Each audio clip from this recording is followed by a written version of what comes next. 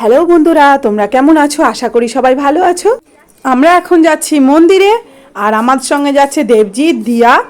আমাদের আজকে কেমন লাগছে দেখতে দেখুন, আর অবশ্যই করে কমেন্ট করে জানাবেন যে আমাদের লুকগুলো আজকে কেমন লাগছে। আমি এখন যাচ্ছি বাসে করে মন্দিরের উদ্দেশ্যে। এই যে আমরা সবাই এখানে বসে আছি, 3 জনাই আছি, আমরা যাচ্ছি বাসে করে মন্দিরে। আমার সঙ্গে আছে আরও অনেক দিদিরা যারা মন্দিরে যাচ্ছে। মন্দিরে গিয়ে আমরা ব্রত কথা শুনবো করবা চৌথের, আর পুজো হবে ওখানে। আমরা তাই এই যে মন্দিরে এসে গেছি। এই যে মন্দিরটা দেখে নিন। এই যে আমরা ধীরে ধীরে এবার ভেতরে যাব।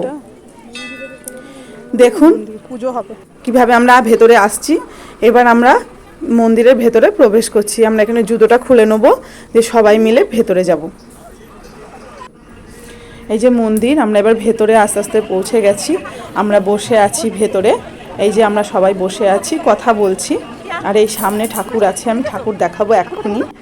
দেখুন আপনারা, এই যে ঠাকুর এখানে স্থাপন করেছে, এখানেই পুজো হবে।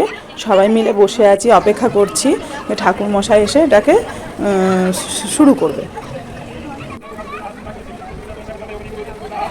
এই যে ঠাকুর মশাই এসে গেছে পুজো করতে। পুজো রীতিমতো শুরু হয়ে গেছে। সবাই আমরা এবার ঠাকুরের পুজোর যে ব্রত সেটা আমরা শুনবো। আর এই যে এখন শুরু হয়ে গেছে পুজো। দেখুন পুজো চলছে, সবাই আমরা বসে আছি। এই যে আমরা বসে আছি, অপেক্ষা করছি যে ব্রত কথা শোনার জন্য। সবাই সেজে গুজে বসে আছে। আর দিয়া একটু দুষ্টুমি করছে, ও তো বসে থাকার মেয়েই না, ওই যে বদমাশি শুরু করে দিয়েছে। ওকে চুপচাপ তাও বসিয়ে রেখেছি, কারণ দুষ্টুমি করলে সবাই বকাবকি করবে। পুজোতে এসে বসে থাকা বাচ্চাদের পক্ষে খুবই প্রবলেম, কারণ বসতেই চায় না, জোর করে বসাতে হয়। পুজো দেখতে এসে তো দেবজিতের মনটা এখনও সেই ফোনের গেমের মধ্যেই পড়ে আছে। ও বলছে আমি ফোনে গেম লোড করবো মা। তা আমি বলছি এখন গেম লোড করিস না। এই যে ক্যামেরাম্যান এসে গেছে ছবি তোলার জন্য, পুজোর ছবি তুলতে এখন ব্যস্ত।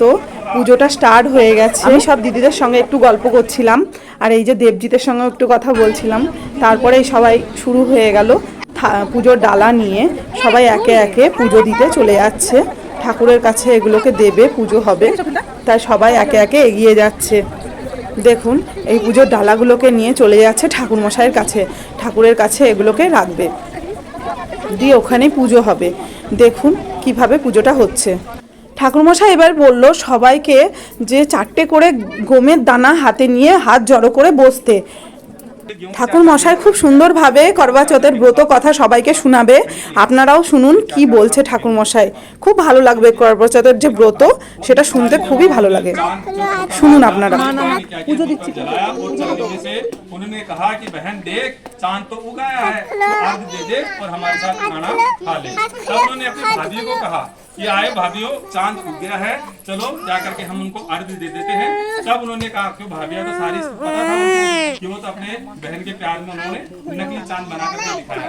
तब उन्होंने क्या किया कि जाकर के अपनी भाभियों को, जब भाभियों ने कहा कि हमारा चांद तो रात को गिरेगा, आप तो ननद बाई जी जाकर के देखो और चांद को अर्घ आप दे दो, हमारा चांद तो रात को उगेगा। इस प्रकार से कहने के बाद में वह प्यारी बहन अपने भाइयों पर विश्वास करके उन्होंने उस चांद को देख करके उन्होंने अर्घ दिया और अपना व्रत को खोल लिया। जैसे ही उन्होंने पहले मुख का ग्रास लिया तो उनके पहले मुख में क्या आया, उस खाने के अंदर एक बाल का टुकड़ा आ गया। दूसरा जब ग्रास उन्होंने मुंह में लिया तो उनके हाथ में क्या आ गया, उस ग्रास में कंकड़ आ गया, दांत में कंकड़ आ गया।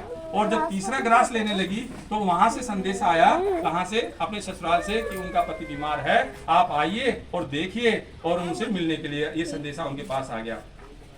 तीसरा ग्रास मुंह की ओर लेकर के जैसे ससुराल की तरफ से संदेश आया तो पति बहुत बीमार है, जल्दी भेजो। माँ ने जब लड़की को विदा किया तो उन्होंने कहा कि रास्ते में जो भी मिले उसे पांव लगना और जो कोई सुहाग का आशीष दे उसके पल्ले से गांठ लगा करके इसमें जो कुछ रुपए दे देना। यह सब बहन सब भाइयों से विदा हुई तो रास्ते में उसे वही यही आशीष देते हुए गए, तुम सातों भाइयों की बहन, तुम्हारे भाई सुखी रहे और तुम उनका सुख देखो। सुहाग का आशीष भी किसी ने नहीं दिया। जब वह ससुराल पहुंची तो दरवाजे पर उसकी छोटी ननद खड़ी थी। वह उनके भी पांव लगने लगी। तो उन्होंने कहा कि सुहागिन रहो, सतुती हो। और यह सुनकर के पति की जो गांठ से बंधी थी ननद को सोने का सिक्का दे दिया। अर्थात क्योंकि माँ तो जानती थी सब कि ये काम इस काम के कारण से हुआ है, इसलिए उन्होंने कहा कि बेटी जब भी कोई बड़ा आदमी मिले, जो भी तेरे को रास्ते में कोई मिलता है, उसके पांव छूना और उनसे आशीर्वाद लेते हुए जाना, तू भी करवा ले। तब उन्होंने कहा कि हे चौथ माता, मेरा जो अपना जो सुहाग गुजरा है उस सुहाग को मेरा वापस दे। लेकिन इस प्रकार से वह चीख करके माता भी वहां पर दिखाई नहीं दी, वो वहां से अंतर्ध्यान हो गई।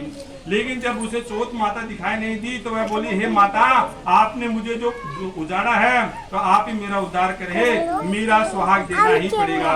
तब वो चौथ माता ने बनाया हुआ पोष की चौथ आएगी, तब वह मेरे से बड़ी है, तो उससे ही सब कहना कि मैं तो मानसिक की चौथ हूँ। जब मेरे से बड़ी पोष की जो चौथ आएगी, वो चौथ माता को पकड़ लेना, वही तुम्हारा उद्धार करेगी और तेरा सुहाग वापिस लौट आएगी। इस प्रकार से कही, तब आएगी तब वही बड़ी है मेरे से, और उसी से कहना, वह तुम्हारा सुहाग वापिस कर देगी।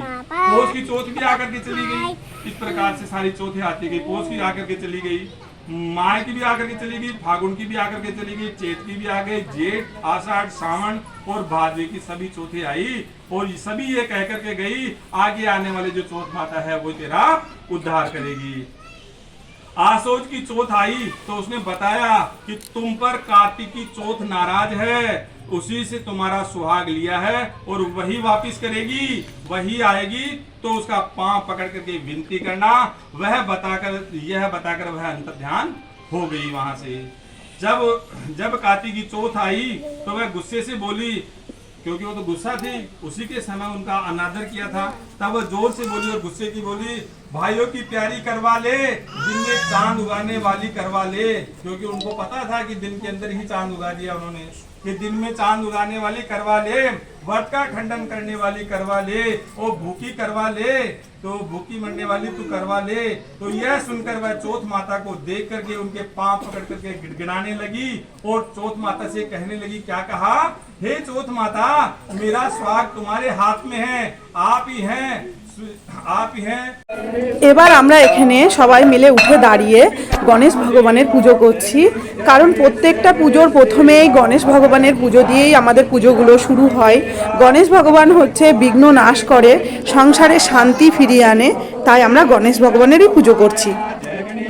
গণেশ ভগবান ঋদ্ধি সিদ্ধি বুদ্ধি সব দিক থেকেই সংসারকে উন্নতিতে ভরিয়ে দেয় আর সংসারে নিয়ে আসে শান্তি। দেখুন এই জায়গাতে স্থাপন করা হয়েছে করবাচৌথ মাতাকে, আর পাশে আছে ভগবান শিবজি আর গণেশজি। দেখুন কোথায় স্থাপন করেছে আর কিভাবে স্থাপন করা হয়েছে দেখুন। এবার দেখুন যাদের যাদের কাছে পুজোর ডালা আছে, যারা যারা করবাচৌথের উপোস করেছে তারা এবার বসে পড়েছে। এবার হচ্ছে ডালাটাকে গোল গোল ঘুরাবে, একে অপরকে দেখুন কিভাবে পাস করছে, একে অপরের হাতে এক এক করে দিয়ে দিচ্ছে। আর সুন্দর লাগছে, খুব সুন্দর লাগছে ব্যাপারটা। দেখুন এটা এরমভাবেই হয়, দেখুন কিভাবে হচ্ছে। এই পুজোর নিয়ম হচ্ছে চাঁদের মুখ চালুনি দিয়ে দেখে তারপরে নিজের স্বামীর মুখটা চালুনি দিয়ে দেখতে হয়। তারপরে স্ত্রীরা জল পান করে এবং খাবার গ্রহণ করে।